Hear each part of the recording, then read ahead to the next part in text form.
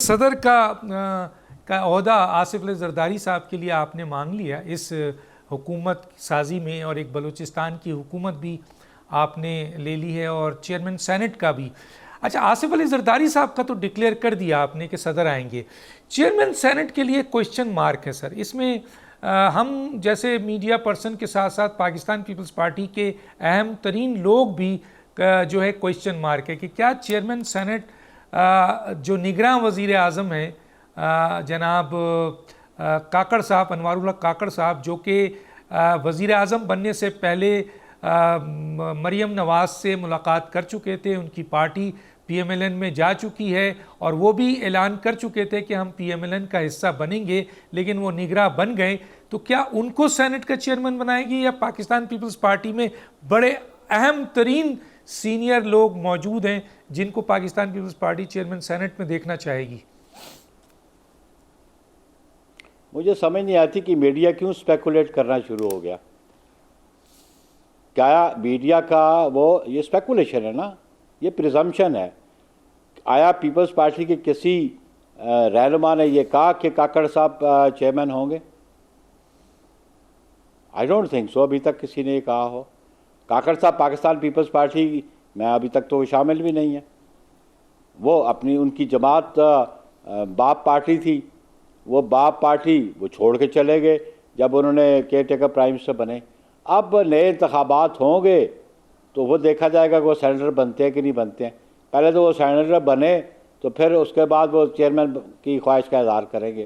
Peoples Party کے پاس اپنے اسٹالورٹس ہیں اور پیپلز پارٹی اپنے اسٹالورٹ میں سے کسی کو چیئرمین سینٹ بنائے گی۔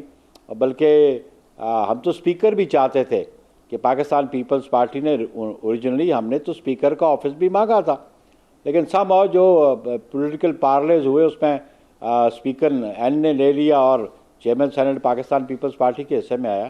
تو اس میں ہمارے ذہن میں یہ بات بھی تھی کہ 2021 میں یوسف گیلانی صاحب کو بائی ڈیزائن ہرایا گیا، ان کے 7 ووٹ ریجیکٹ کیے گئے جبکہ وہ الیکشن جیتے ہوئے تھے سنجرانی صاحب کے مقابلے میں۔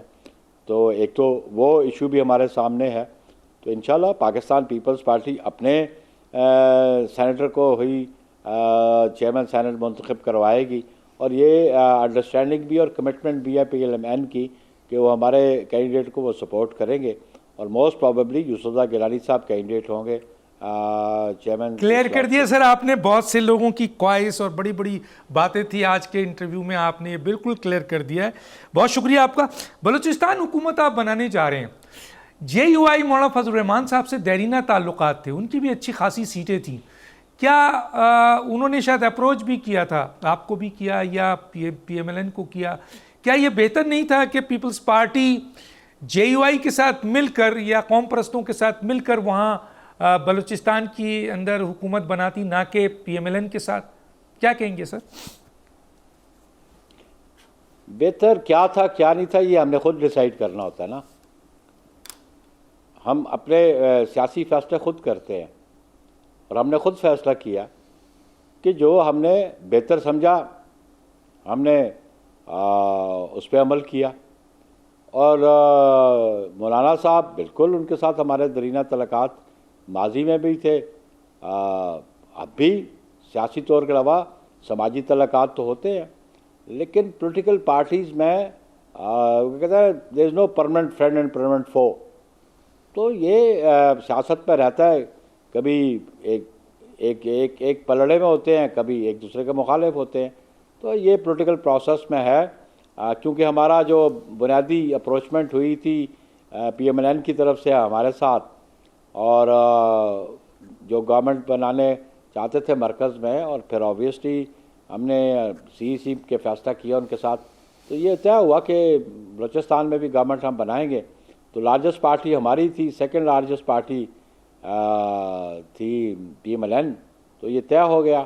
لیکن آپ دیکھیں کہ مولانا صاحب نے اپروچ کیا این کو، تو انہوں نے کہا جی ہم آلریڈی کمٹمنٹ کر چکے ہیں، تو اپوزیشن میں بھی بیٹھے تو بہرحال پارلیمان کا حصہ ہوں گے، پروونشل اسمبلی کا حصہ ہوں گے۔